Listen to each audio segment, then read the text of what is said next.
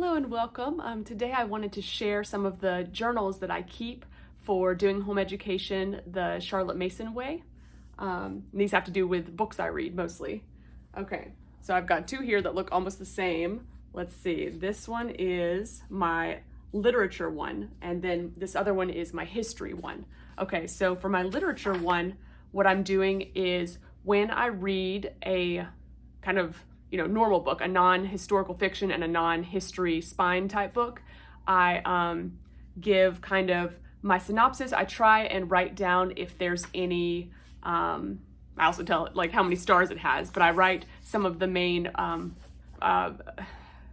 synopsis and what's going on in the story, and then if I have any problems or things that I would want to visit with my child who reads it in the future. So these are pre-reading journals so that I can have meaningful conversation in the future when they get to that in their home education journey, so that we can come back to it and revisit it. I can look at my notes and remember what it was that I read, and also I'm going to write things like, in this chapter there was this issue that came up and I would like to either prepare them for it or talk to them about it afterwards and see if they have any questions, that kind of thing.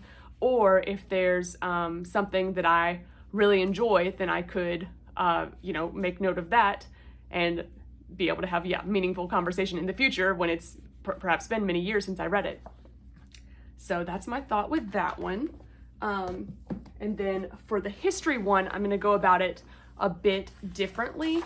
I've started two different books right now.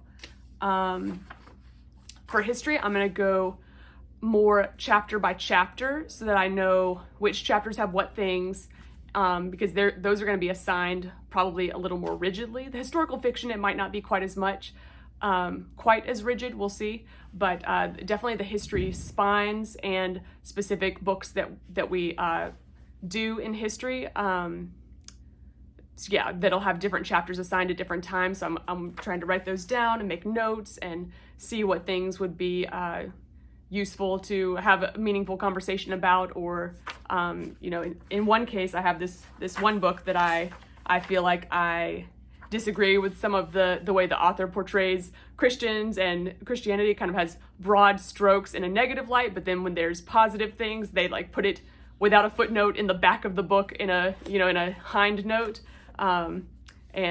So those are just things that are interesting for discussion, interesting to think about bias, and things that I'll want to, when we're doing our read aloud, parts of those some of those parts are just not even good enough to read aloud, to use our time wisely to read those parts. Maybe if the kids read it on their own later, then they could read it and we could talk about it.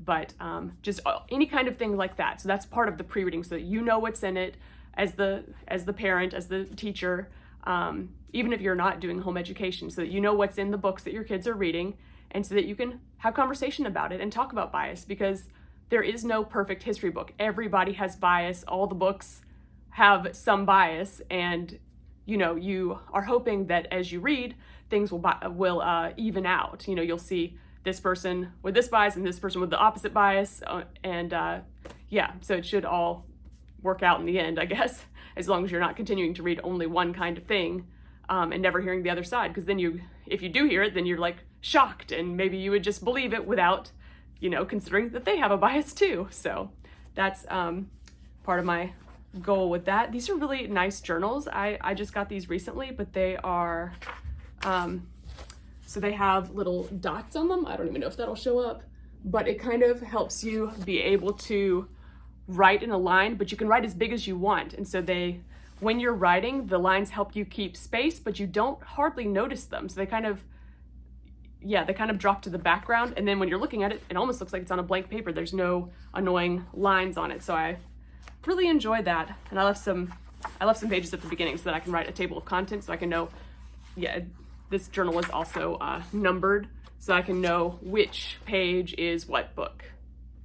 And so that's how I'm progressing through two books, and I actually just started a historical fiction, like just one chapter, because I got it on Hoopla. I've kind of gone crazy with Hoopla and doing lots of audiobooks, but I have the physical book too. So I was listening and looking at it, and then I need to write the first chapter down of that one, or the introduction. I forget which one it was. But yes, so I'm progressing through those. Okay, and then this is something else that Charlotte Mason encouraged for older students, and she also encourages for mothers or teachers. And this is, I got this from Literary Life, but this is just a Commonplace book. I kind of with that beautiful fairy queen cover. I love that. This is again a dot journal, and in this case they have some of their Commonplace quotes down at the bottom, so they have little quotes that they like, but so this is it's a discipline to take the time when you read and you see a quote that you like to put it down. And sometimes you can put quotes that you don't like, but that are very, very interesting ideas to you. Very, I don't know, things that personify that person that you're reading about or reading from that you maybe disagree greatly with, but that it's good to know.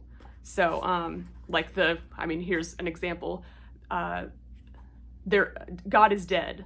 That is Nietzsche, and that's something that goes with him.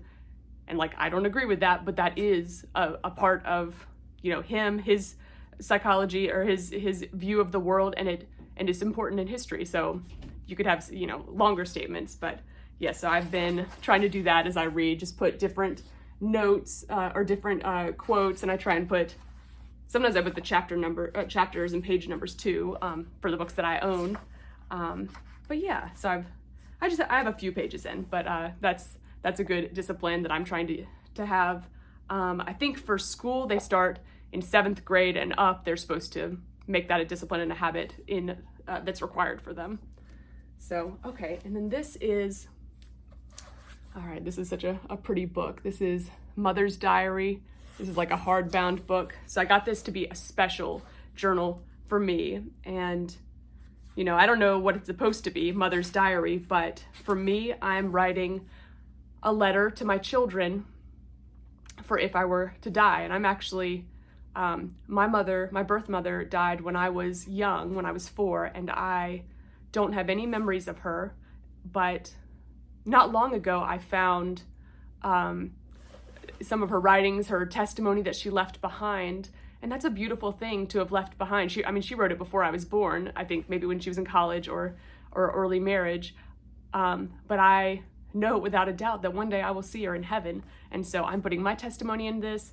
I'm trying to write a letter of, the love that I have for them and the meanings of their name and the love that I have for my husband, and then our views and thoughts about different things, topical things that are going on in the world today, and great ideas and things that my husband and I have talked about that go back through the past, just different ideas and views on things and biblical truth to share with them, because I am now the age that my mother was when she passed away, and I have the stories that people left, but she died so suddenly. She didn't leave anything purposefully for me like that. She didn't leave videos or writings and letters directly to me. So this is one, it is to my children, and I'm hoping that because it's in a really nice hardcover book that's going to go on the shelf,